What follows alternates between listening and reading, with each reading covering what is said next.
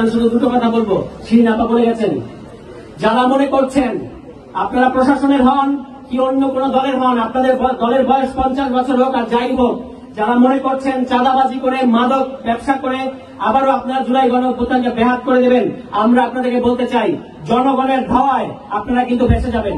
এই অঞ্চলে, এই শিবপুরে কোন ধরনের মাদক ব্যবসা, কোন ধরনের চাঁদাবাজি বাংলাদেশের ছাত্র জনতা, জাতীয় নাগরিক পার্টি বরদাস্ত করবে না।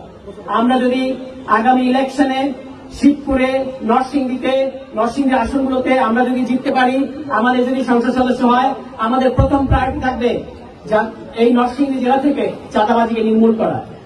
চাঁদাবাজির সাথে জড়িত সে যেই হোক, যত বড় ভদ্রলোকই হোক, ঢাকায় বসে যাদের পিএসরা নরসিংদীর বিভিন্ন জায়গায়, ঘোড়াশালে, পলাশে, শিবপুরে চাঁদাবাজি করছে, আমরা আপনাদেরকে হুঁশিয়ার করে দিতে চাই, ঢাকার ভদ্রতার মুখোশ আর ঘোড়াশালায় চাঁদাবাজি এগুলো কিন্তু আমরা বুঝতে পারি।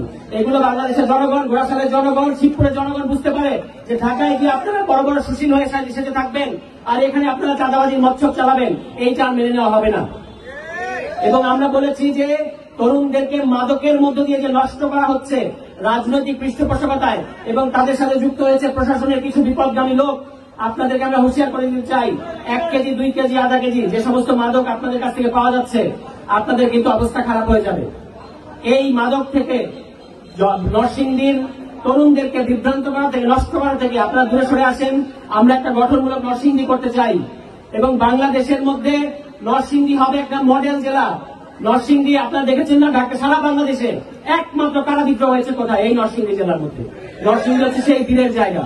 সুতরাং এইখানে যারা নরসিংদী জেলার সামাজিক পরিবেশ নষ্ট করতে চাইবেন, আপনি যে রাজনৈতিক দলেরই হন, আমরা আপনাদেরকে ছেড়ে কথা বলবো না। আরেকটা জিনিস হচ্ছে, এখানে আমরা বলতে চাই, বিভিন্ন রাজনৈতিক দল আছে, বিশেষত আমাদের নেতাকর্মীদের উদ্দেশ্যে আমার এটা আহ্বান থাকবে, অনেক রাজনৈতিক দল আছে, তাদের সাথে আমাদের প্রতিযোগিতা আছে, এটা সত্য, অনেক বিষয়ে দ্বিমত আছে, এটাও সত্য, কিন্তু আমাদের কোনো প্রতিপক্ষতা নাই, কোনো শত্রুতা নাই। শত্রু ছিল আওয়ামী লীগ, এই আওয়ামী লীগ শত্রু এখনো ঘাপটি মেরে আছে নরসিংদীর বিভিন্ন জায়গায়। আপনাদের কাছে আমি শুনতে পেয়েছি তারা বিভিন্ন সময় চোরাগোপ্তা মিছিল করার চেষ্টা করে, এদেরকে পুলিশে ধরিয়ে দিতে হবে। আপনারা আইন নিজের হাতে তুলে নেবেন না, মব সৃষ্টি করবেন না, কিন্তু যেখানে অপরাধী সেখানে প্রতিরোধ করে পুলিশকে আপনারা তাদেরকে ধরিয়ে দিবেন। পুলিশ যদি তাদের বিরুদ্ধে ব্যবস্থা না নেওয়া হয়, ওই পুলিশের বিরুদ্ধে আমরা আন্দোলন করব। সর্বশেষ একটা কথা, একটা বিশেষ রাজনৈতিক দলের শীর্ষ পর্যায় থেকে বলা হচ্ছে এই সরকার যে সংস্কার করবে, এই সংস্কার নাকি তারা বাতিল করে দেবে যখন তারা ক্ষমতায় যাবে। ঠিক এই কারণে আপনারা ক্ষমতায় যেতে পারবেন না। বাংলাদেশের জনগণ, বাংলাদেশের ভোটাররা আপনাদেরকে ভোট দিবে না, কারণ আপনাদের উদ্দেশ্য আপনারা নির্বাচনের আগেই পরিষ্কার করছেন যে আপনারা সংস্কার হতে দিবেন না। এই যে তরুণরা সারা বাংলাদেশের দেয়ালে, নরসিংদীর দেয়ালে দেয়ালে লিখে রেখেছে যে বাংলাদেশটা সংস্কার করতে হবে, স্বাধীনতা এনেছি, সংস্কার করব, এই সংস্কারের বিরুদ্ধে বাধা হয়ে যারা দাঁড়াতে চাইছেন, তারা কিন্তু এখনো বুঝতে পারতেছেন না, বয়স 70 বেশি হয়ে গেছে, তো বাংলাদেশের তরুণদেরকে এখন আপনারা চিনতে পারেন নাই। এই তরুণদের ভোট, একটা ভোটও আপনাদের মার্কায় পড়বে।